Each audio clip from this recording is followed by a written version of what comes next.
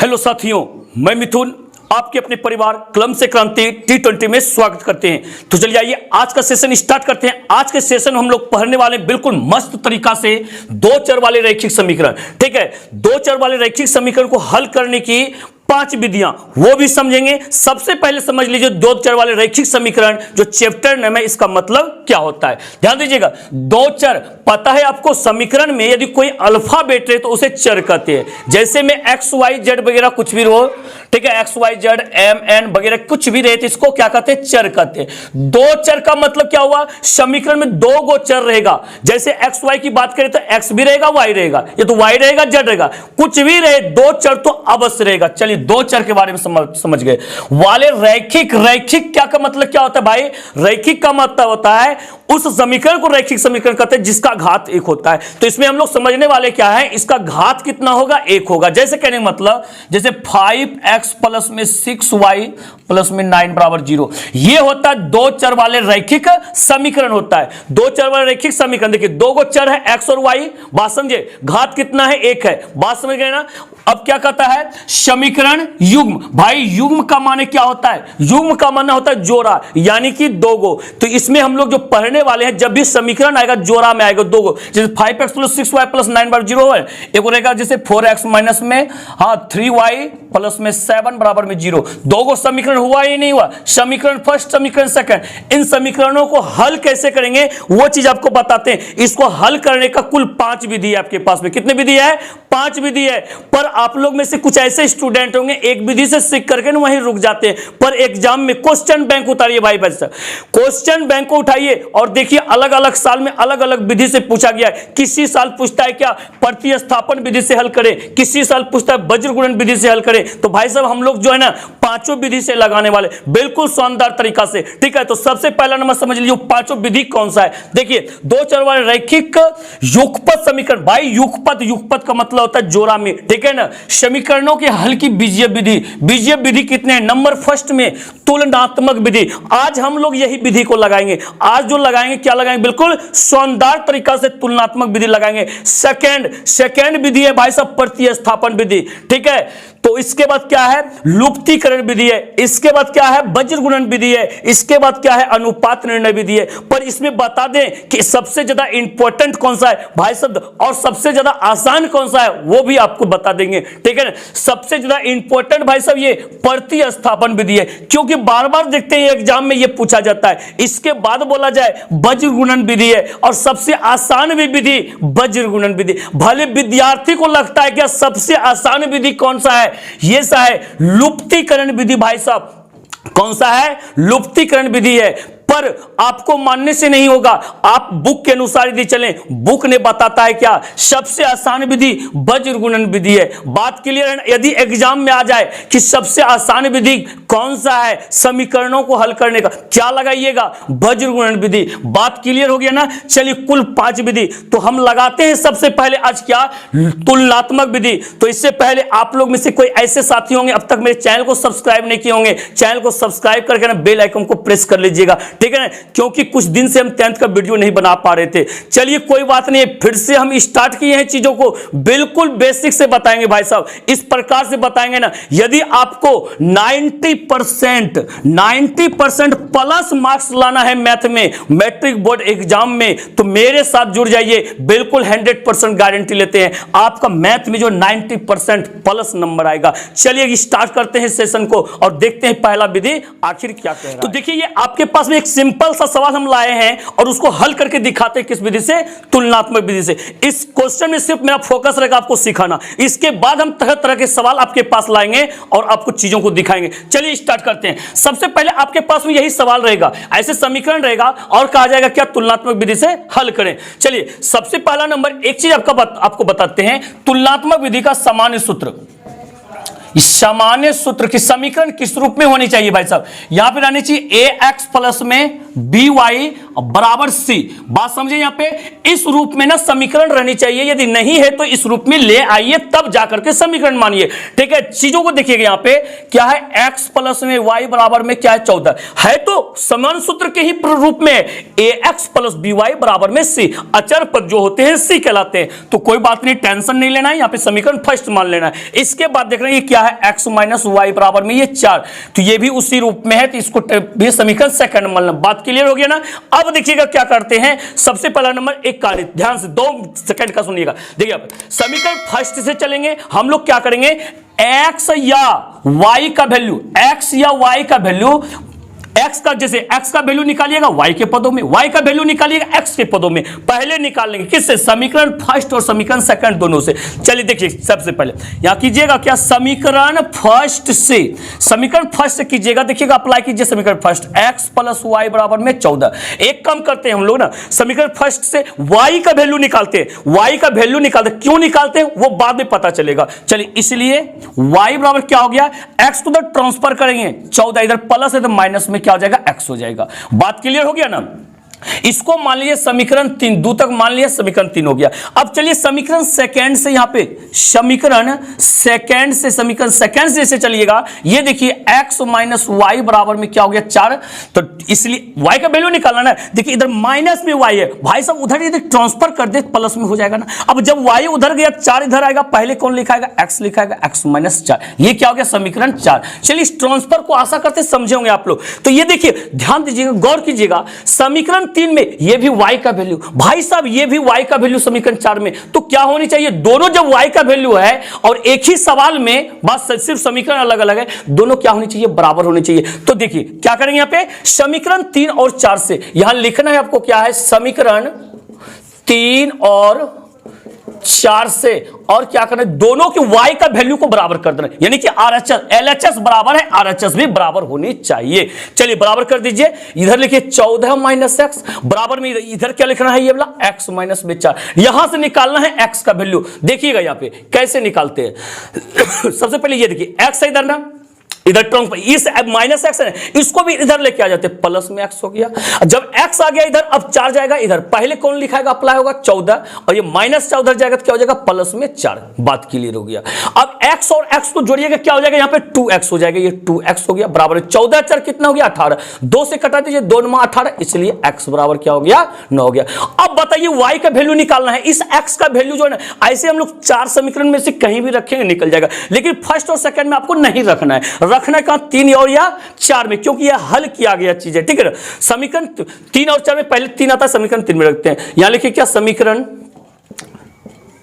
3 से, समीकरण 3 से, इसलिए y बराबर, ठीक है, y बराबर कितना, यहां पे 14 माइनस एक्स है, तो यहां पे क्या करेंगे, x का वैल्यू रख देंगे, 14 माइनस एक्स का वैल्यू कितना 9 है, तो कितना हो जाएगा यहां पे 5। बात क्लियर हो गया ना, बात समझ पा रहे हैं आप लोग। फिर से एक बार रिपीट करते हैं, बस 1 मिनट समझ दीजिएगा। क्या करना है आपको, समीकरण फर्स्ट और सेकंड निकाल लेना है, समीकरण फर्स्ट और सेकंड दोनों से बारी बारी से क्या करना है, y का वैल्यू निकालना x के पदों में, x के पदों में, उसको 3 और 4 मान लेना है। वो जो y का वैल्यू निकलेगा ना, उसके दोनों के RHS को क्या करना है, समीकरण 3 और 4 से चलिएगा, RHS को ना बराबर कर दीजिएगा। जब उसको अब हल कीजिएगा, वो रिजल्ट में क्या देगा, x का वैल्यू देगा। वो x का वैल्यू ना समीकरण 3 में रख दीजिएगा, निकल जाएगा क्या, y का वैल्यू लगा दीजिए यहां पे। अतः x बराबर कितना भाई साहब हो गया, 9 हो गया, कोमा y बराबर 5 हो गया। क्या बात चीजों को समझे या नहीं समझे? यदि चीजों को समझे होंगे बिल्कुल वीडियो को लाइक कर दीजिएगा और आप हमें कमेंट करके बताइएगा आपको कैसा लगा। इस प्रकार से आते हैं अगले क्वेश्चन के पास। एक और क्वेश्चन आपके लिए लाते हैं, देखते हैं वो क्या है।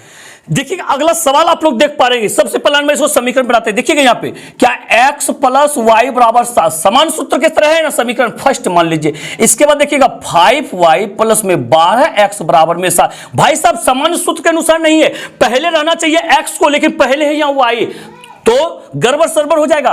पहले कर लीजिए x को, ये 12x और यानी कि तो प्लस है ना, प्लस में 5y बराबर में 7, ऐसा लिख सकते हैं ना। तो ये हो गया क्या, समीकरण आपका सेकंड हो गया। समीकरण फर्स्ट और सेकंड जब हो गया, आपको जो बोल रखे समीकरण फर्स्ट और सेकंड से y का वैल्यू x के पदों में निकालिए। सबसे पहले यहां कीजिए समीकरण फर्स्ट से यहां पे क्या हो गया x प्लस वाई बराबर में 7 हो गया। y का वैल्यू निकालिए, इसलिए y बराबर क्या होगा, x को ट्रांसफर करेंगे 7 माइनस x हो जाएगा। समीकरण 3 लगा देना है। अब चलेंगे समीकरण सेकंड से भाई साहब, समीकरण सेकंड से, जब समीकरण सेकंड से जाइएगा देखिएगा यहां पे क्या है, 12x प्लस में 5y बराबर में 7 है। निकालिए y का वैल्यू, देखिए y इसमें 5y में ना, ये 5y को इधर रखिए, 5y बराबर इस 12x को ट्रांसफर कीजिए, 7 माइनस क्या हो गया 12x। यहां से क्या करेंगे, y का वैल्यू निकालेंगे, तो बताइए इसलिए y बराबर क्या होगा, ये 5y है ना, 5 जब ट्रांसफर करेंगे इधर गुना में हो तो क्या हो जाएगा भाग में, यानी कि बटा में लगेगा। बात समझे, डिवाइड का मतलब क्या होता है, बटा होता है।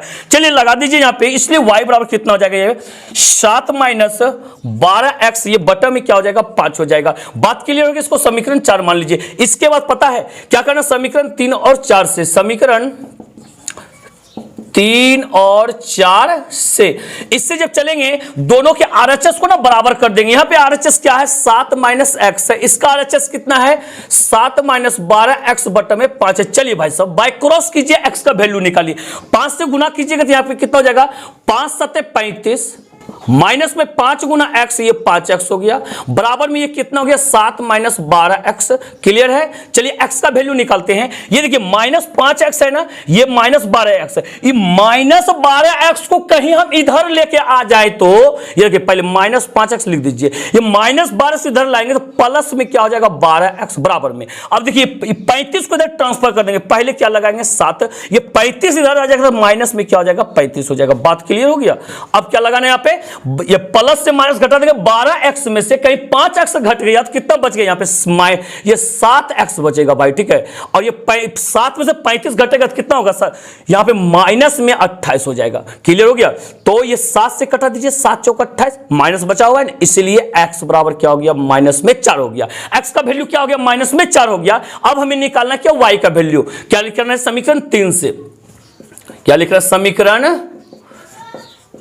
3 से, समीकरण 3 क्या है यहाँ पे, इसलिए y बराबर 7 माइनस एक्स है, 7 माइनस x का वैल्यू कितना है माइनस 4 आया है, तो यहां पे माइनस 4 लगाइए ब्रैकेट में, क्योंकि x का वैल्यू माइनस 4 है।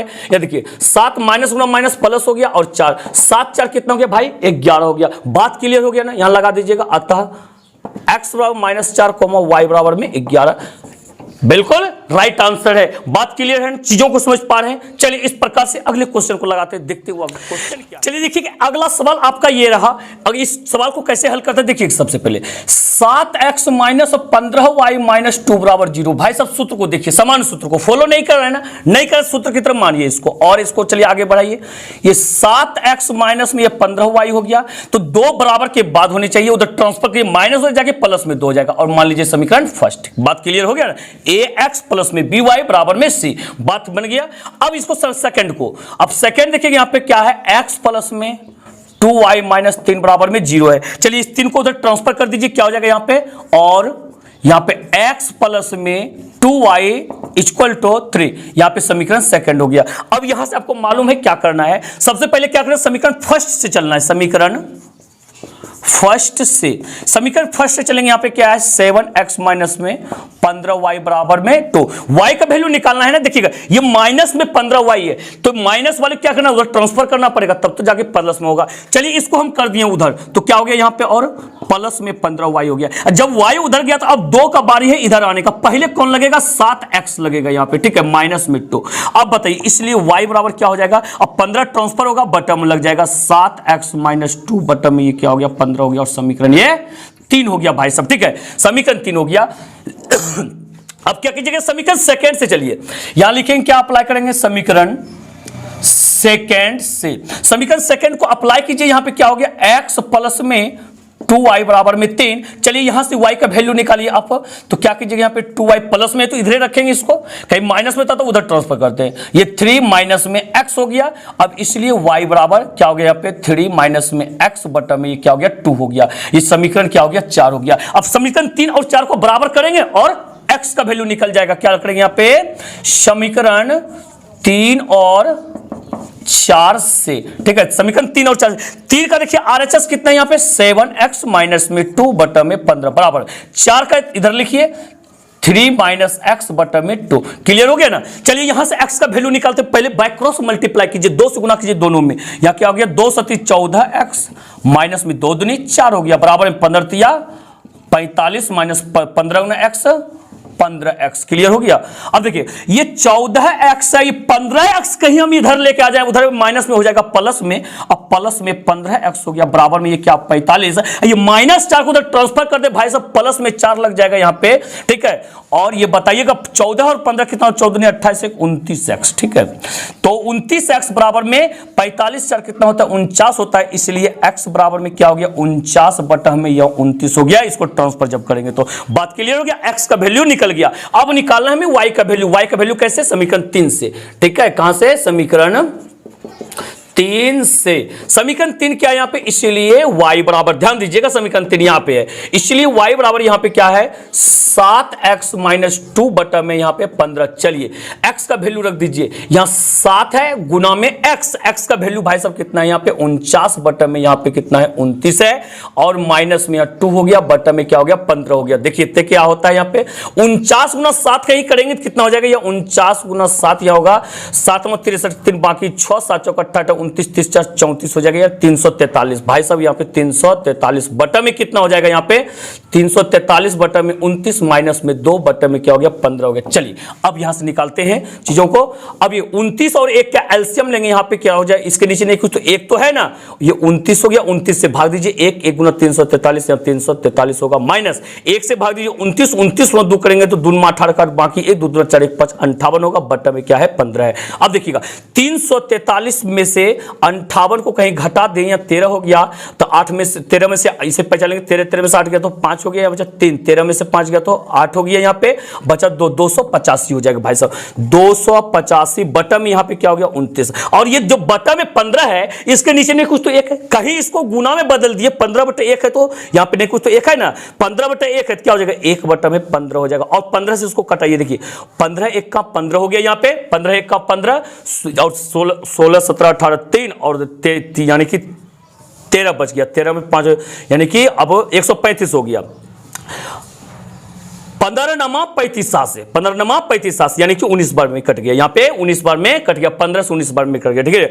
तो यहाँ पे बराबर में क्या हो गया भाई साहब 19 बटा में 29 हो गया। बात क्लियर हो गया या नहीं हो गया, ठीक है। अब यहाँ पे हम लोग लगा देंगे क्या, अतः, ठीक है, क्या लगा देंगे यहाँ पे, अतः x बराबर क्या आपका क्या आया आंसर, देखिएगा ध्यान दीजिएगा, x बराबर में आ गया आपका 49 और बटा में 29, और y बराबर क्या हो गया यहाँ पे 19 बटा में 29, राइट आंसर। बात क्लियर है। चलिए 3 सवाल, तीनों 3 तरह का सवाल था आपका, बिल्कुल। अब आशा करते हैं आप लोग तुलनात्मक विधि से, चाहे अब कोई भी सवाल आ जाए आपके सामने, कोई भी सवाल आ जाए तुलनात्मक विधि से अवश्य हल कर दीजिएगा।